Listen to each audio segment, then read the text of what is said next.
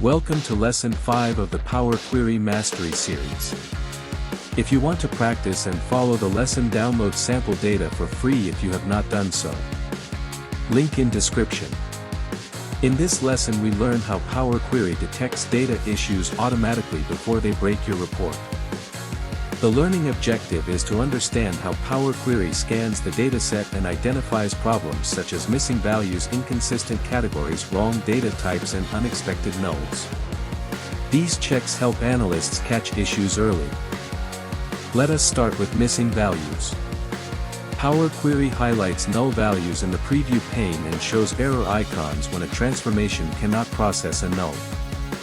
This allows you to fix the issue before loading the data. Next we look at wrong data types.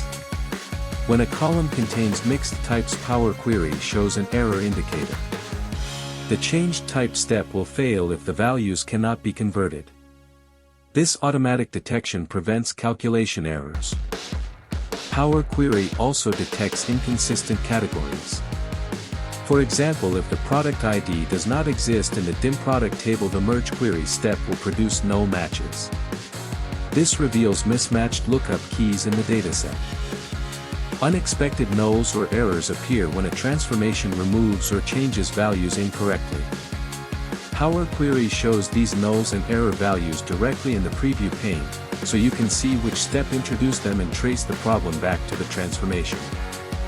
Schema changes are detected automatically. If the source file adds or removes columns, Power Query shows the record was not found error. Power Query also detects outliers. While not a statistical tool, it highlights values that fail type conversion or break transformations. These outliers often indicate data entry mistakes or system export issues. To recap, Power Query detects missing values, wrong data types, inconsistent categories, unexpected nulls, schema changes, outliers, and error rows. This is Lesson 5. Remember to subscribe so that you catch the next lesson immediate when it is ready.